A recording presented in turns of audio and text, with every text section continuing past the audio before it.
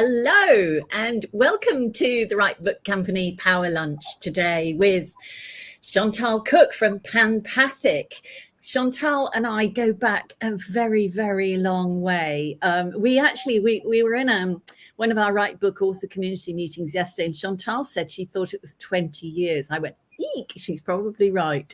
So we've worked together in many different ways, and she's an absolutely ace PR person. We're gonna dig into the power of PR for your book today. Also, for those who perhaps don't know her yet, although I think there are very few of you, we have on our Power Lunch today Bev Glick. Bev is not only the head of our esteemed editorial team. She guides and shepherds our authors gently, sometimes firmly, through the process of getting their book actually written to a really great standard. Bev's partly here actually today because she's just completed the process, the manuscript for her own book. So Bev has a kind of double interest in what Chantal has to say. So we're probably going to get some interesting questions from an author's perspective from Bev today as well. So welcome everybody, and welcome to Chantal. Chantal, lovely to see you in a beautiful mid Wales, I believe. Yes. Very wet at the moment, but very beautiful still. Excellent, that's good. So Chantal, tell us a little bit, first of all, why don't you tell us how you got into doing PR for books and authors? Because, you know, as I said, we go back a long way, and I've seen you in many different guises, but you've been doing this for a very long time now. So where did it all begin? How did you start off doing this?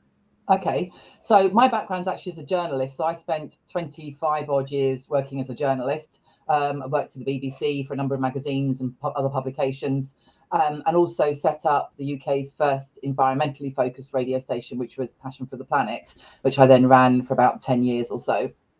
So really my background is journalism, if you like, the other side of the fence.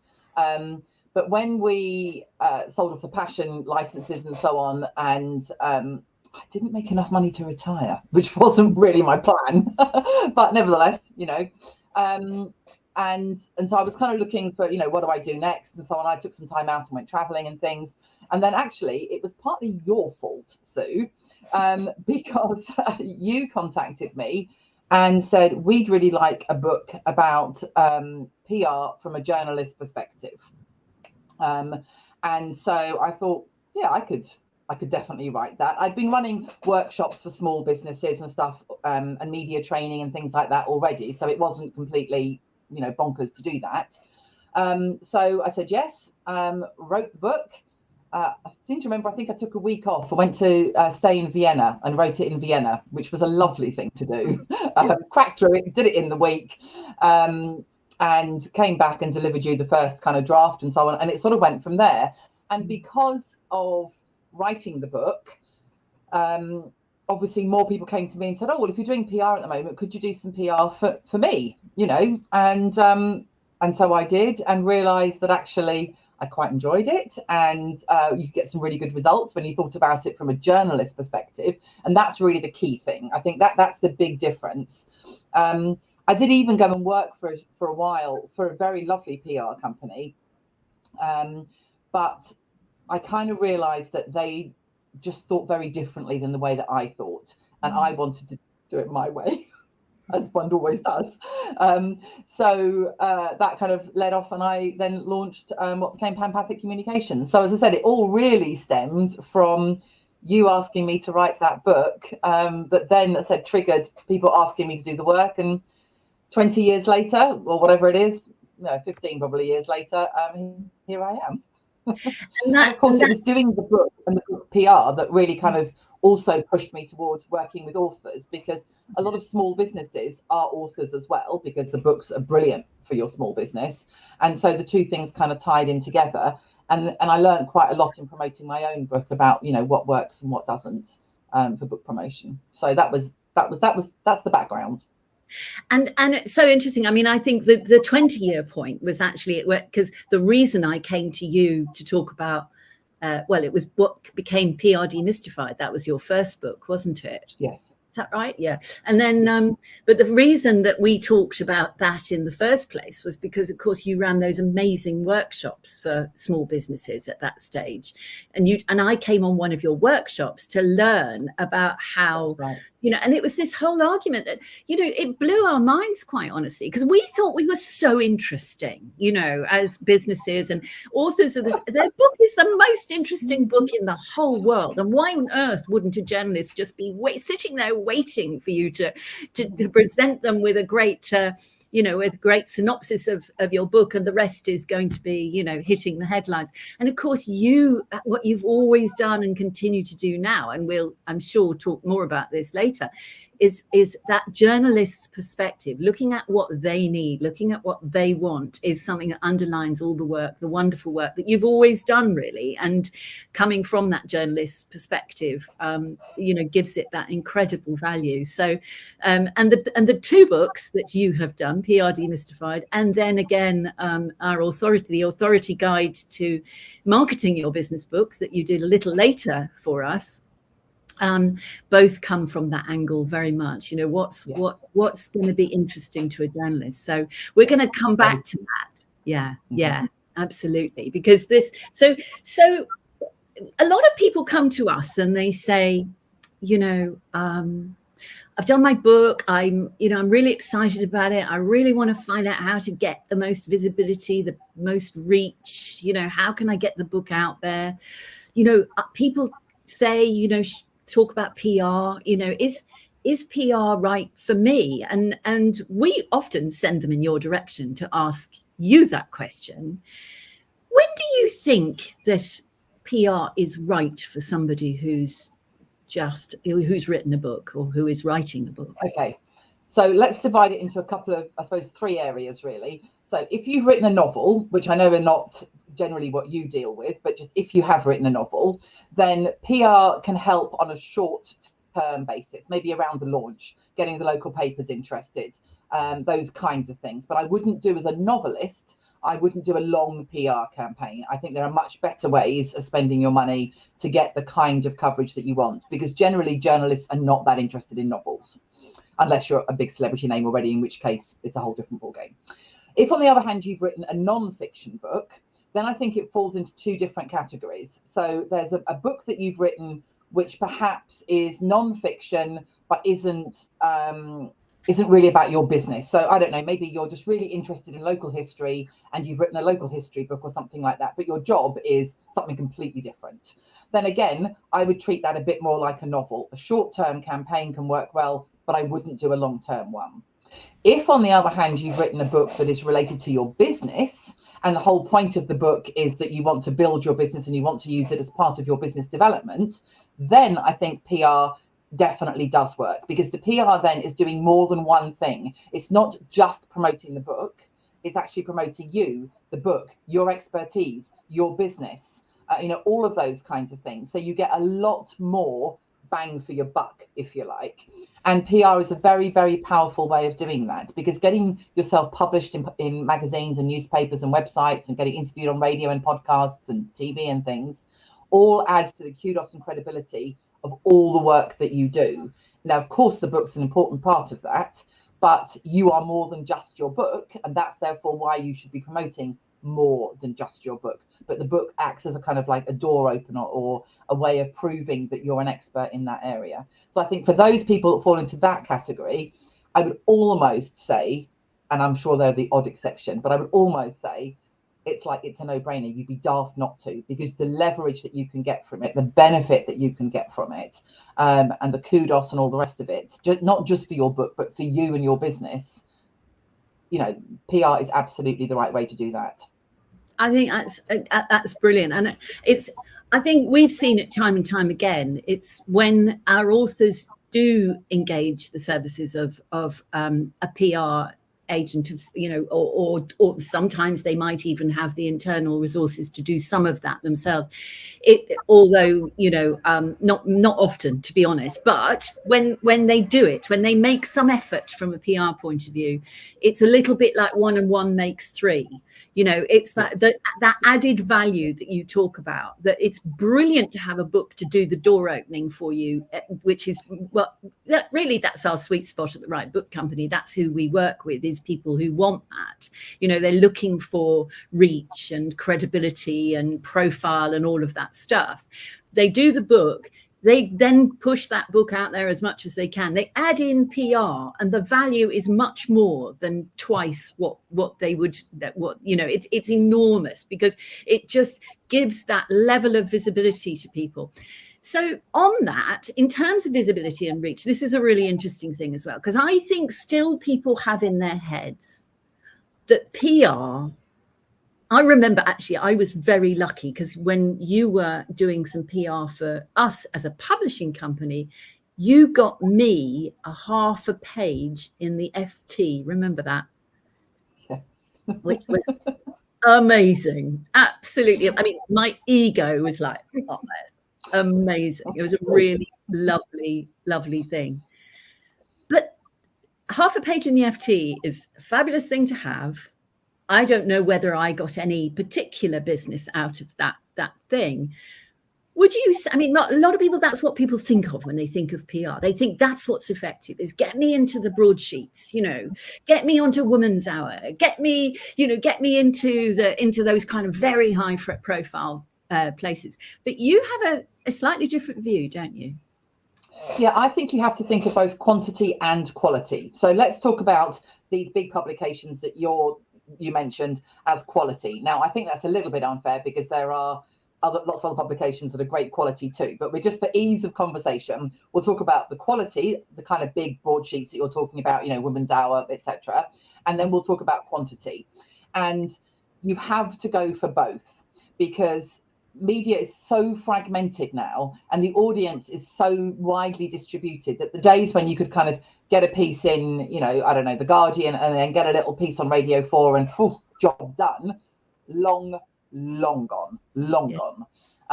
So you have to be in a large number of places. And, if you think about, well, how many people actually listen to Radio 4? Not that many when it comes down to it in terms of the actual population. And the same with the broadsheets. Audiences are declining all the time. Now, that is not to say that being in a broadsheet is a bad thing. No, definitely not. It's a great thing. And it's more than just the audience you reach. It's the leverage that you have by saying, I'm featured in the FT, or I've been on Radio 4, or whatever. All of that is really, really good. So quality, yes. But then think about quantity as well. And also within that, target. So, for example, just to talk about target for a second, which kind of sits in the middle a little bit. If your audience is HR people, then you need to be targeting publications that are for HR. Otherwise, what's the point, kind of thing. So if you want to reach HR people, then target HR publications. So you've also got your target, and then your quantity is important, because PR works brilliantly, and I do mean brilliantly, for your SEO. So every time you get something published, it boosts your search engine optimization. It pushes you up the rankings. So if you get published in a big place, let's call it, yes, that's very good for your SEO. But let's say you get published in a smaller place, for want of a better expression, a quantity place, let's call it, then that's still really good for your SEO, because you've got the quantity of those. And that's what Google looks at. It looks at both the ranking of the site, but also the quantity of places talking about you. So that's why you want quantity and quality. Also, all of these places, even if they only have 10,000 readers rather than 100,000 readers, they still have readers, and they're still people that you want to reach, and you want people to come across you again and again and again. You don't want them just to come across you once, because we all know what we do. We see something once, we might even be interested, but we think, oh yeah, that's interesting, I must remember that. But we don't usually rush out and buy it. But if we see it again, we get reminded and go, oh yeah, I meant to get that. And then the third time, it's like, oh yeah, I really did need to get that. I really must get it sorted. And that's kind of how it works. And that again is why you don't want to just one piece in a big broadsheet. You want lots and lots and lots of coverage. So it's quantity and quality. So that's really interesting, Chantal. It's she's gone. Is she gone? Just about to ask a question there. So that was really interesting. I'd not thought about it in that way before, this idea of quantity and quality. It's interesting, isn't it, Bev? I mean, I think, let's hope Chantal can rejoin us in a second. I think I know this from seeing so many of the work that Chantal's done, where, I mean, take one of our authors, Anne Jones, for example, who Chantal's worked with for many years. And Anne is an amazing healer and, Anne, but, Anne Jones is the author of How to Heal, if perhaps you don't know her, folks. She's quite high profile and quite brilliant. But Chantal, when you see the amount of mentions that she gets for Anne, it's and they're all these really interesting little, quite niche websites and blogs and podcasts and all sorts of things that it feeds through, because it's quite specialist. It's not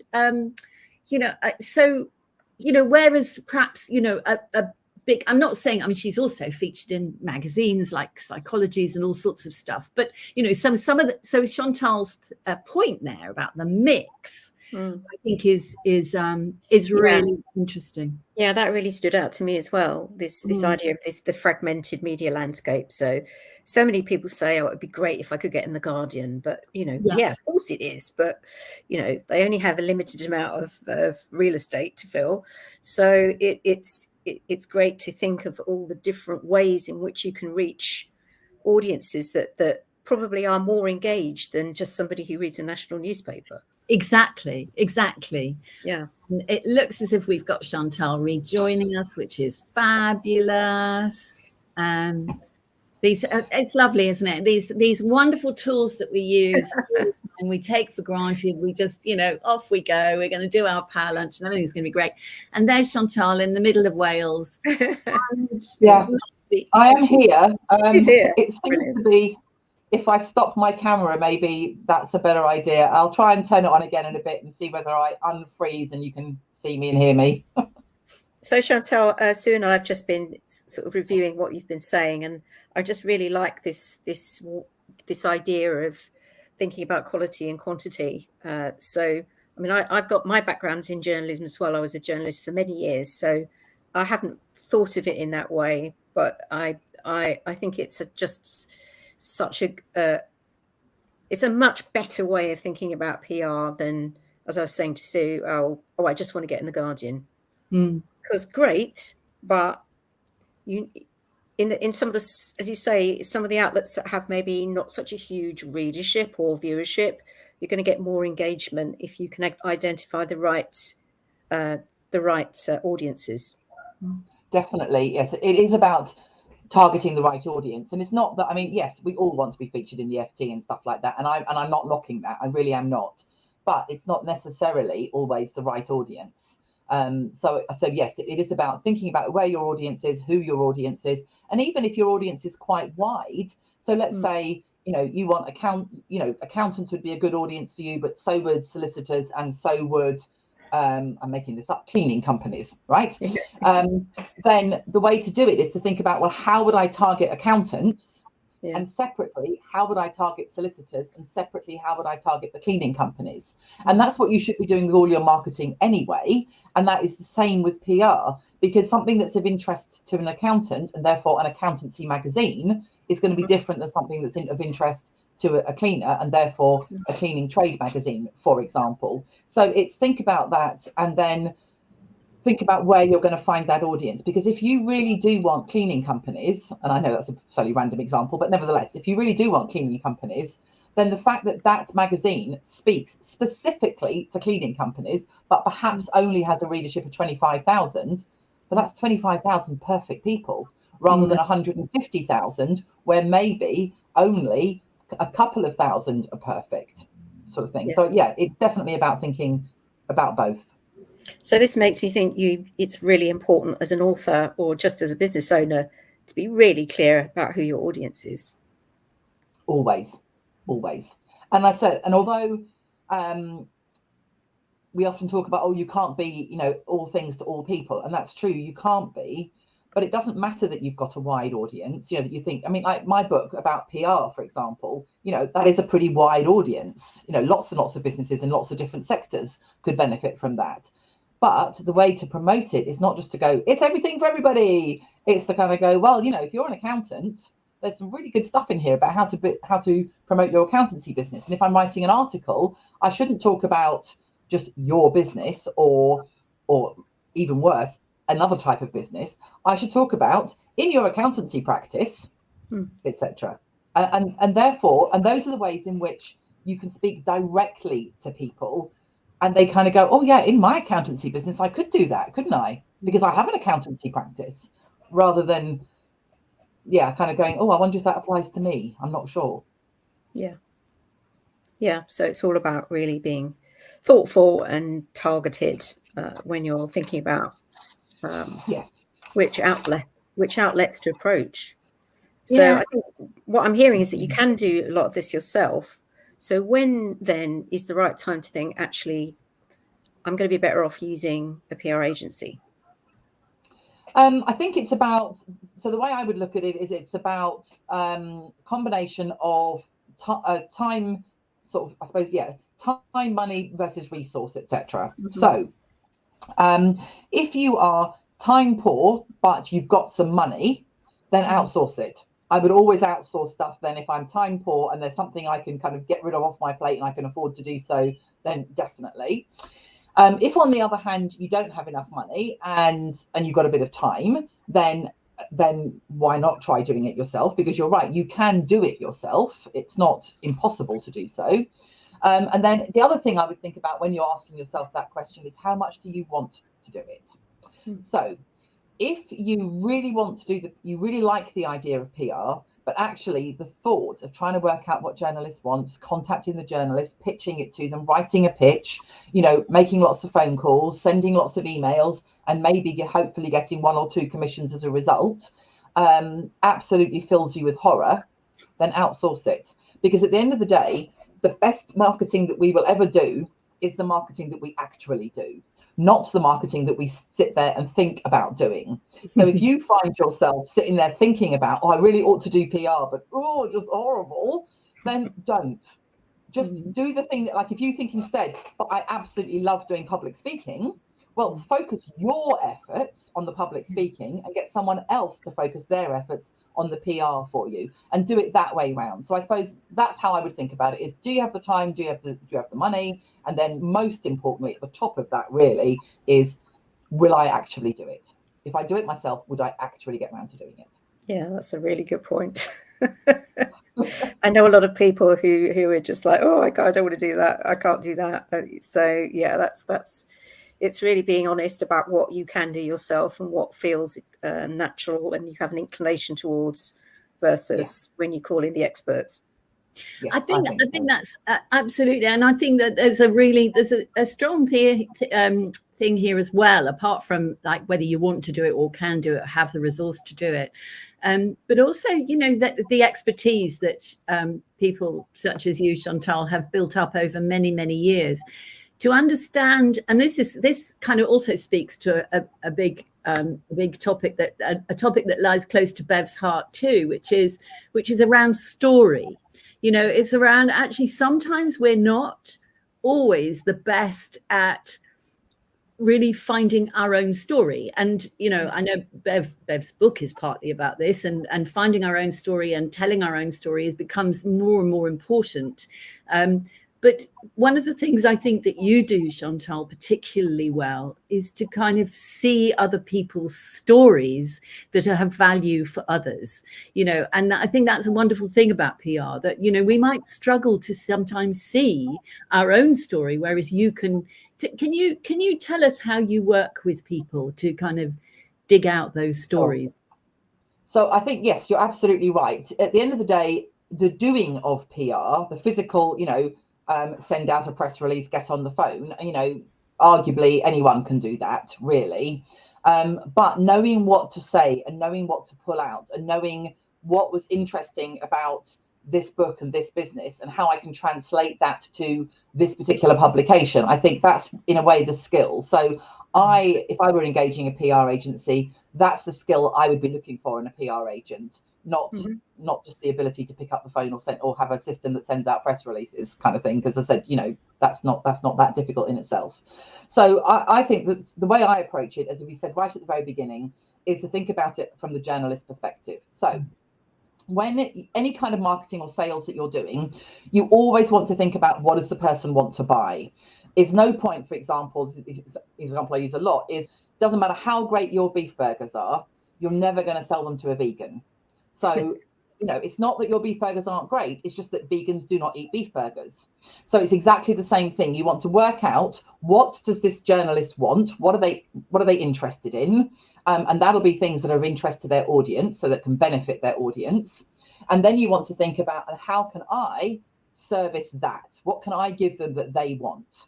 And I think that is almost always easier done by someone on the outside than it is by oneself, because like you said at the very beginning, Sue, you're really passionate, and I'm sure everybody who's written a book is very passionate about what they do, and therefore it's quite difficult sometimes to see the wood for the trees and work out, but what's that bit that someone else is gonna hook onto, and why is that bit going to be different with this publication than that publication? And that's where the skill of the PR agent, I think, really comes in, is spotting those things and then working out where to put them, or better still, from the other way around, looking at your target publications and then working out what those target publications would want in order to be willing to feature you. Now, to give you a little tip as to how to do that, it should always be based around your expertise. So that's the place I would always start. It's not based around your USP or anything like that, which people think it is. Your journalists aren't interested in your USP. They're interested in your expertise, and they're interested in adding value to their audience.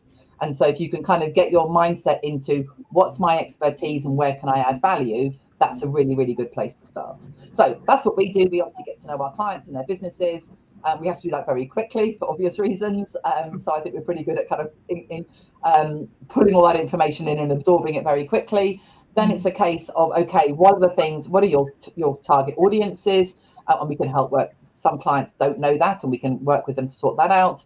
And then we work at, okay, what are the target publications for those audiences? And then we look at the target publications and the expertise they've got within the business. And then we kind of work out the topics that we think would work. And so we might come back to a client and suggest 5 or 6 different topics or angles, for want of a better expression, and then of course they can say yay or nay to those. Maybe we've got some of them that aren't perfect or something. That's okay. You're perfectly at liberty to go, that one doesn't work for me, but hey, this one does. And so that's kind of how we'd work.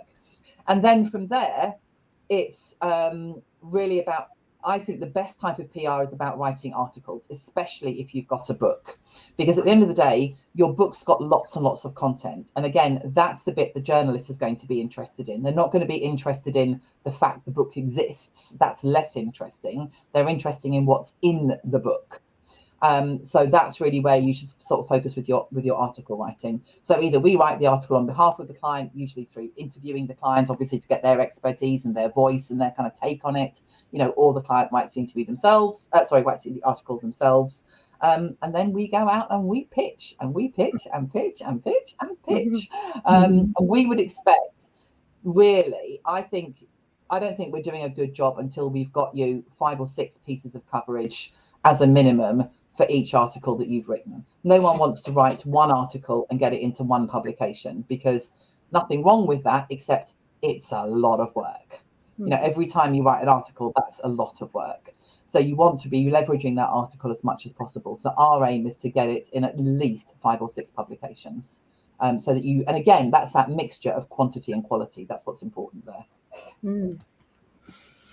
Yeah, I mean, this has given me a lot of good ideas about how I can approach it with my own book. So I have a slightly different tack here, which is I've just finished my final draft and handed it in. And so the whole publication process is going to go on for about another 6 months, and the book comes out in February next year. When's a good time for me to start thinking about PR or actually starting to do PR? So in an ideal world, especially if your book is related to your business, then you could start you could start now, sort of thing. But the reality of it is that PR would be more about building your profile than obviously talking about the book. There's little point in talking about the book right now if it's not due out till February. There's a slight caveat to that, which I'll talk about lead times in a second, but forget lead times for a moment. In general, yes, it would help build your profile as an author, help build your business and so on. And what you could do with the PR is start to gather more names on your mailing list, which you can then, of course, send out to people and go, oh, my book's, coming out in February. Do you want to have, an early copy, or do you want to be among the first and get 50% off, or a signed copy, or whatever it is you're going to offer to your mailing list? So the PR can certainly help you build that list and build profile for yourself, so that when you turn around and go, and my book, people are already engaged with you, already know who you are already interested in the fact that, oh, she's got a book as well. I really like her stuff. I'd like to buy that book. So in that sense, I think you could start the PR whenever straight away. But in terms of specifically for the book itself, then if it's February, around about now, you should be talking to long lead magazines. So if it's relevant, so if you're targeting sort of monthly publications, then a lot of those, especially the big kind of glossy monthly printed publications, they work about 3 to 4 months in advance. Yeah. So their Christmas publications are already done. If you've got Christmas angle for whatever your PR is for those long leads, you've missed it. That's all done in July and August. So now they're looking really towards January, February. So with your book coming out in February, you'd want to target those long lead publications now. But that would be a piece of PR that just targeted the long leads. And then the rest of your PR would be about building you in general. And then come with a February launch, I'd say, start in January with the PR to sort of really hit. Again, it depends. If the February launch is right at the end of February, then you could probably push it a bit. But I'd say about a month in advance. Great. Thank you. You've just given me my PR strategy. Yeah, I mean, you really have to kind of break it down like that, don't you? And kind of figure out the timings. Yeah. Thank you. Yeah, that's really helpful. In some ways, I guess it's never too early, really. It's about what you do when, isn't it, Chantal? Rather than, don't wait until the book is published before you start, I guess, is what you're saying. Oh, definitely don't wait until the book is published, because at that point, you've missed one of the most newsy parts about your book, which is the fact that it's just being published. Yeah. So if nothing else, you want to do a press release about the fact that, my book's coming out on XYZ date.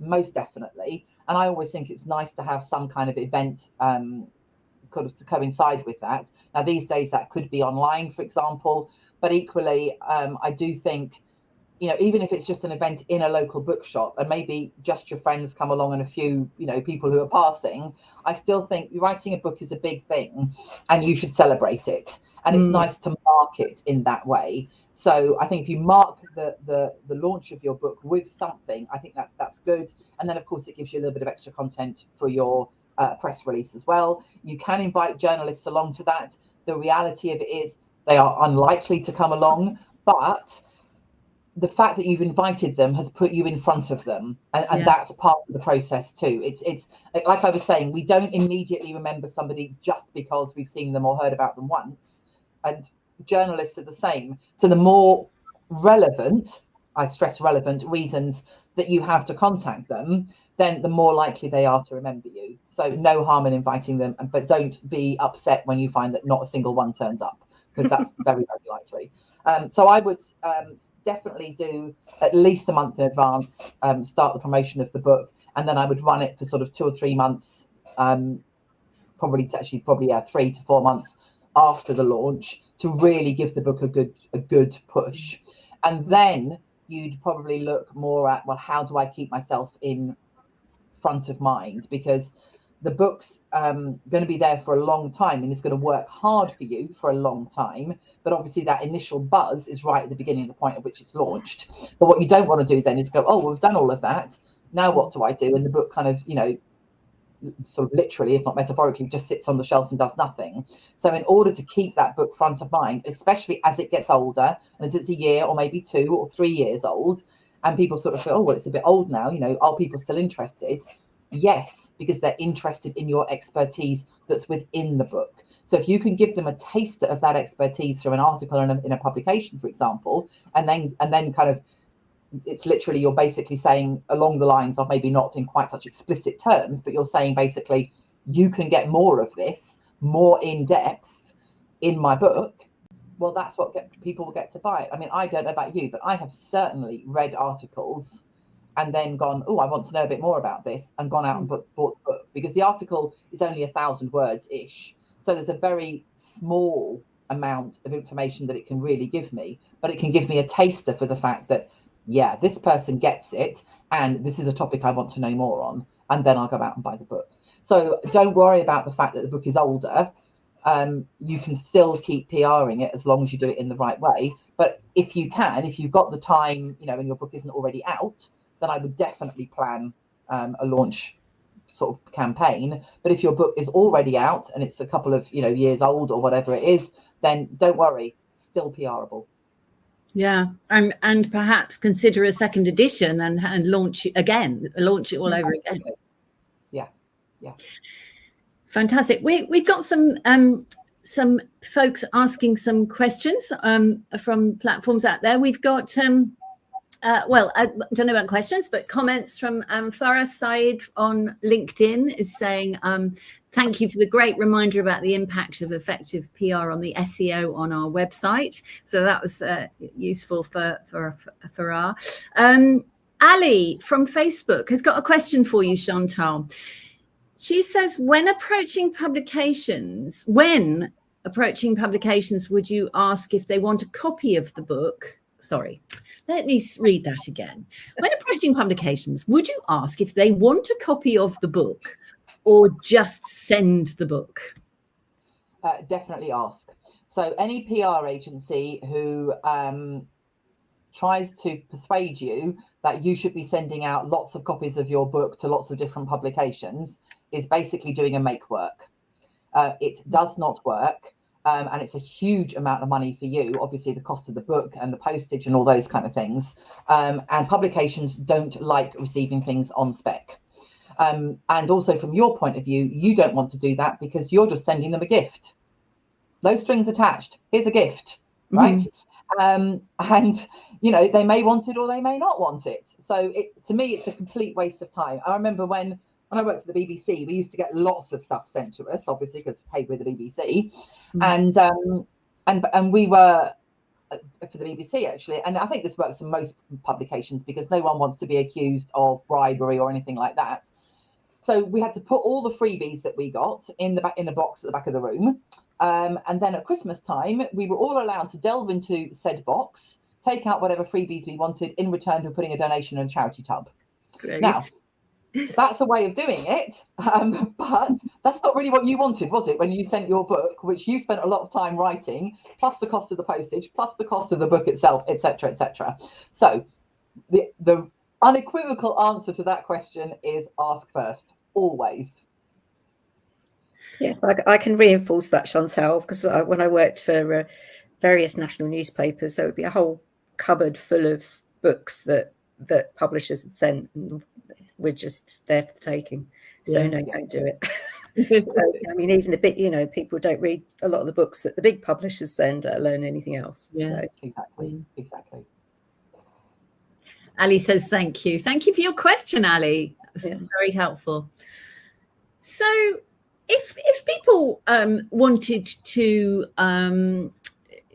consider perhaps coming to talk to you, Chantal, at Panpathic about their PR, what kind of people do you particularly like to work with?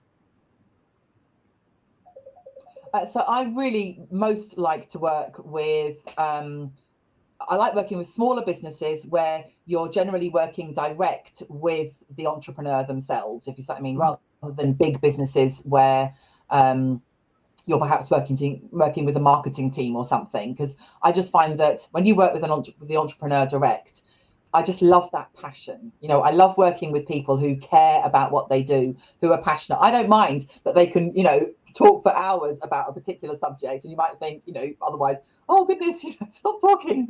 But I just love that passion, and I love I just think you kind of feed off that in a way, don't you? It kind of it's a bit like, yeah, having a boost of vitamin B or something like that. You know, you just kind of get a real buzz from it. So I love working with people who are passionate about what they do. I prefer working with small companies.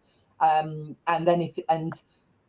yes, my clients don't have to have a book, but actually if they have got a book, then I know that they're serious about promoting themselves. They're serious about wanting to get their expertise out there, and they're passionate about making sure that more people know about not just what they do, but actually can benefit from what they do. Because I think a lot of people write a book. Yes, they understand it's, you know, it's good for business and they want more clients, you know, don't we all, kind of thing.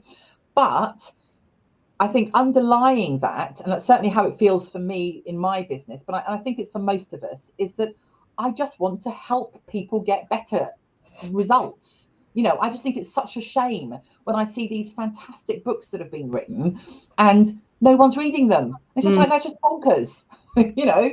So I don't want an author to have written this fantastic book and that book not to reach people, because if it reaches people, think of all the people that it could help. And yes, some of those people might turn into clients, and that's fantastic. But even for the ones who don't turn into clients, you know, you've still helped them get that information, help them understand. Maybe, you know, people have read my PR book and made the decision that they definitely don't want to do PR.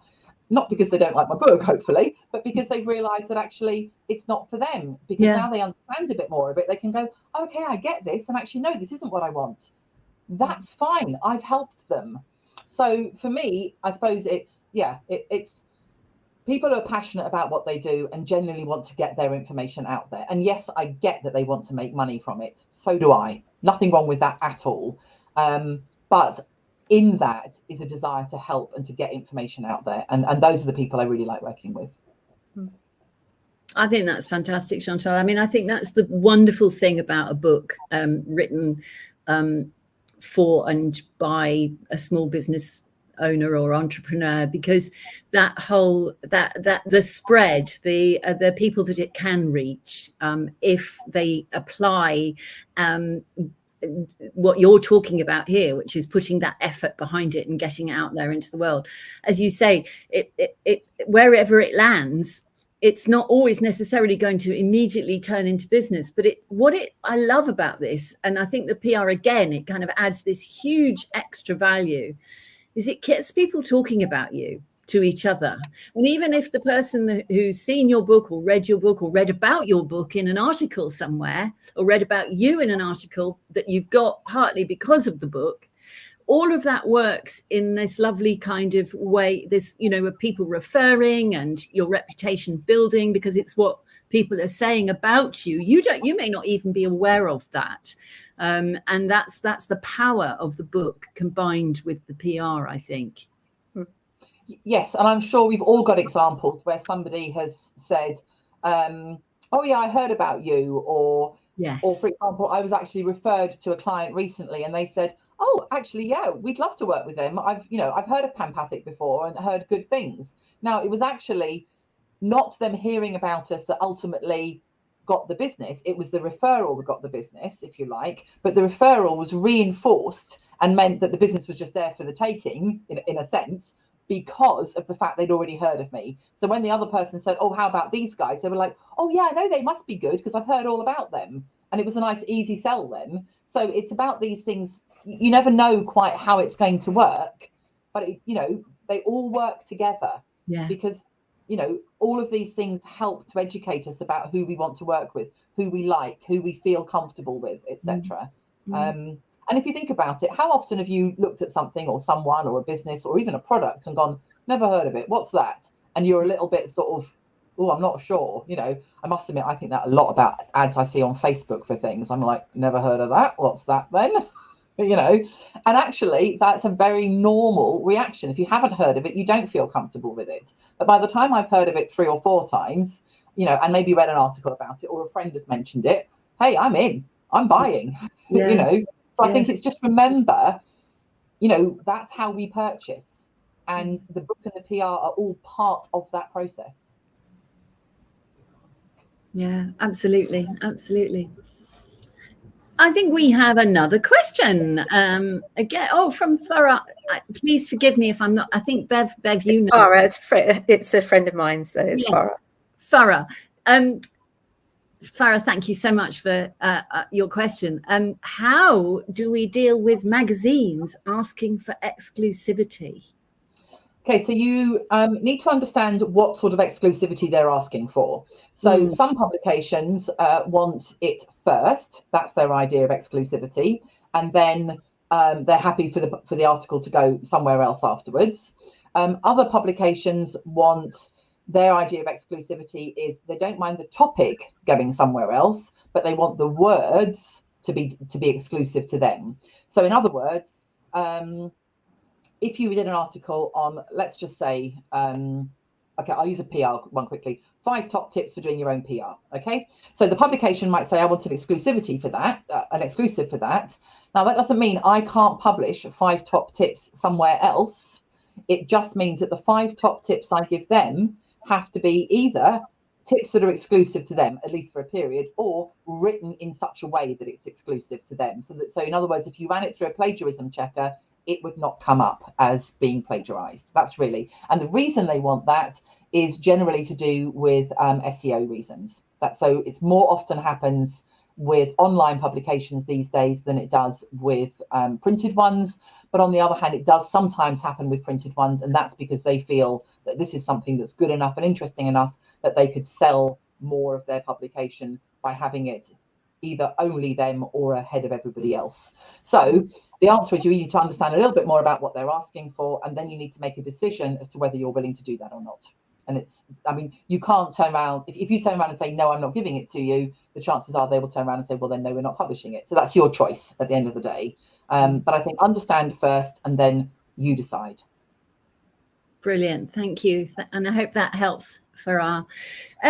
So if somebody was to come to you and work with you, Chantal, on their book, what sort of period of time would you recommend that people run a PR campaign? I know you talked about, not stopping doing PR, but would they literally, you talked about going right through to kind of the 3rd year of publication. Would you be doing PR all that time, or would you recommend a kind of minimum amount of time perhaps for people? Okay.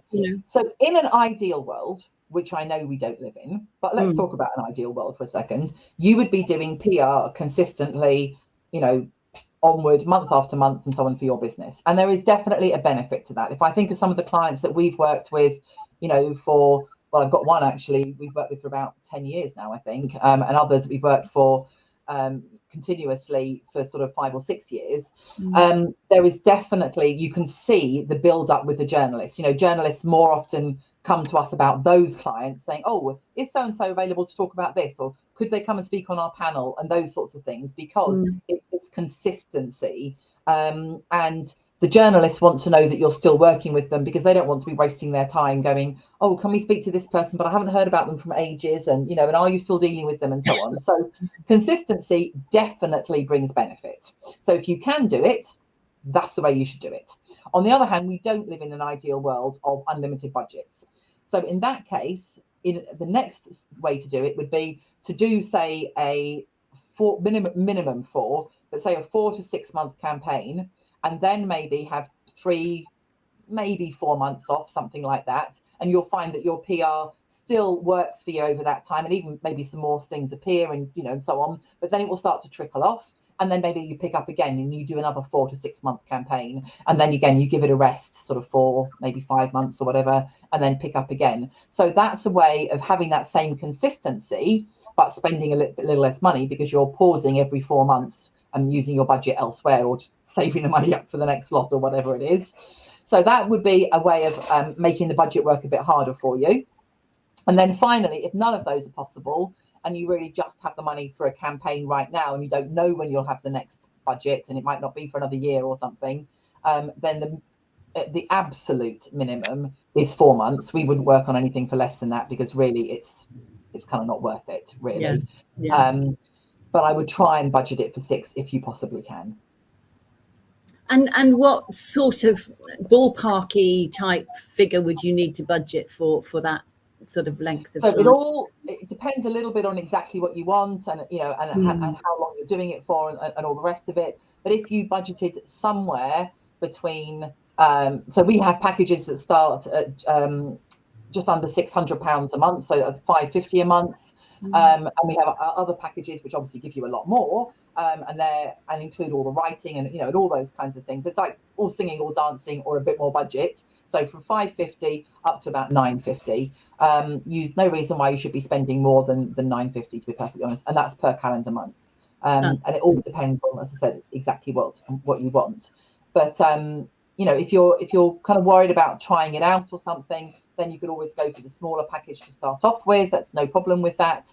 And then you need to just think about how are you going to measure that PR. So what we do is, for all our clients, no matter what package they're on, we guarantee that if we say to you, we think this press release will work or this article will work to get you coverage, and you go, okay, Chantal, you're the expert, kind of off you go, and then we fail to get you any coverage, I see that as my bad advice, because I'm supposed to be the expert here. So if I gave you that advice and it wasn't true, then I really ought to kind of put my money where my mouth is. So we offer a guarantee that if that were to happen, it has never happened, but if it were to happen, then we would do another complete piece of work for you at no extra charge, because I clearly gave you bad advice at that point. So the point of that guarantee really is so that as a small business, because let's face it, none of us like to pay for things and not get what we paid for. That really, really irritates me. So I wouldn't want to do it. So therefore, I don't want my clients doing it either. I don't want them feeling like they've paid out money, but actually the PR didn't deliver any coverage. And I hear that time and time again, and I would hate to be in that situation. So that's how we do it. We say we will definitely get you coverage, and then from there you can look at it and saying, am I getting the coverage that I want? Does this feel good to me? And then look at whether you extend or whatever or not. So that's probably how I would approach it, but I would be thinking about it in terms of my plan is to do it long term, but I'm going to test it out first. Brilliant. And what would you expect as as part of the work that you're doing with an author? Obviously, I mean, it must make a difference how much an author has time to engage with the process themselves, does it? What would you say really an author needs to bring to the party?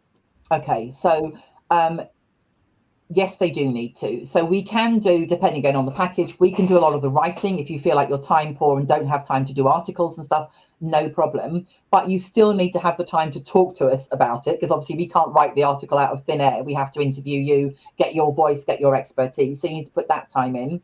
And you also need to be aware that, journalists work on tight deadlines. So if we come to you and say, so-and-so would like to interview you, or they'd like to do an interview on the radio or whatever it happens to be, then coming back and going, oh, I'm too busy, could we do it in a couple of months? That isn't going to work. So it's not that you don't have to be working on your PR if you run an agency every single day, and you don't have to put aside hours and hours, but you have to be willing to go, yeah, okay, I know I've only got a half hour between finishing this and dropping the kids back or something, but I need to squeeze this in. Or actually, this particular phone call I've got booked in with somebody could be pushed to tomorrow. I'll push it to tomorrow so that I can speak to the journalist.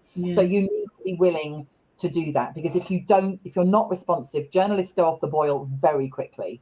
So if you kind of go, oh yeah, if you take 3 days to come back to me and say, yeah, I'm interested, or you said you can't do it for quite a while, then we will lose that. And that's work that we've done with your budget that you're not benefiting from. That's just bonkers. It's like leaving money on the table, quite frankly.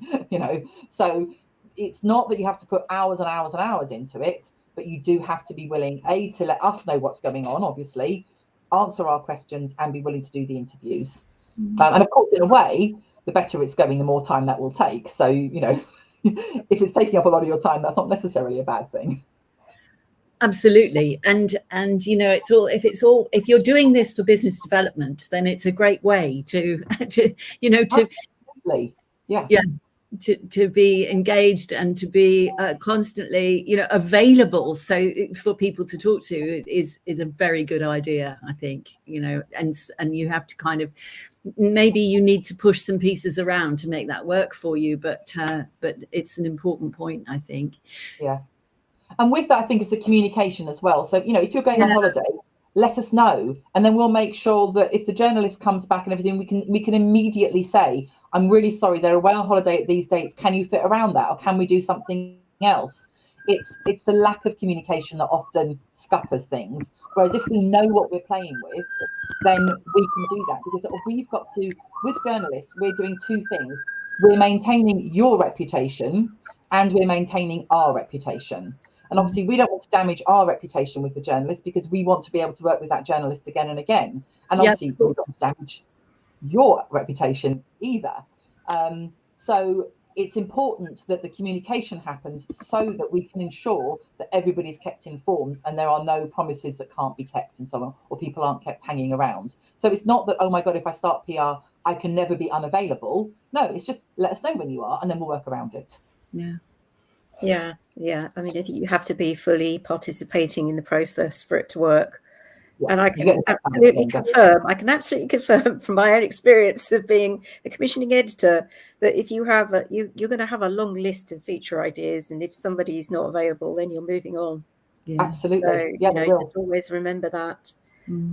Chantal, this has been so interesting, and even from my perspective as a former journalist myself, reconnecting with what do journalists need from you. And I think my biggest takeaway from the whole thing has been, this is about your expertise. It's not just about your book. It's what's in your book that you can position yourself as an expert about. And I'm going to really reflect on that and think about how I can make the most of that from my book. Thank you. Thank you, Chantal. It's been absolutely brilliant. And I think there may well be some people listening now, or perhaps listening later, who might also be inspired to think about how they might really engage with you and discover the power of PR for their book. I mean, whether or not they contact you by email, or they visit your website, or they connect with you on LinkedIn, there are the details there on the screen for you folks. Chantal has very kindly offered to give a 20-minute chat to anybody who has a book, who's interested in discovering a bit more about PR for their book. Do you want to just say a little bit about that, Chantal? Sure.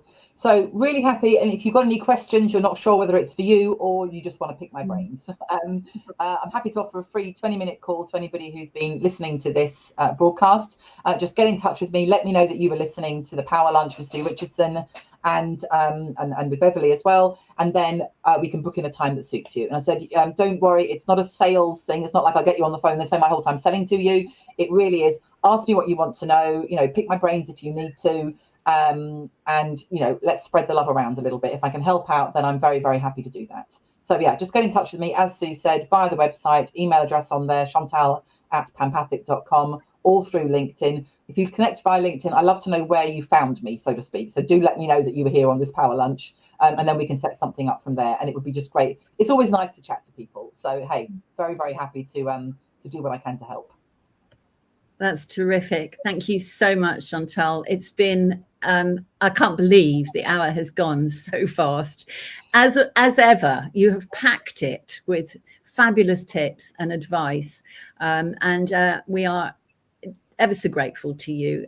You always give us so much value in any conversation about PR, and I highly recommend both the service and those a 20-minute free chat with Chantal. Take it up and go for it. Absolutely. Well, I will for sure. Excellent. Well, thank you so much, Chantal. That's brilliant. Yeah. Thank you both for today. I've really, really enjoyed it, and I'm so sorry that the Mid Wales internet couldn't focus the camera. But hey, we're here anyway. Luckily, we could hear your dulcet tones across the ether. No problem. All right. All the best. Thanks everybody. Thank you so much. Bye-bye. Bye, everyone.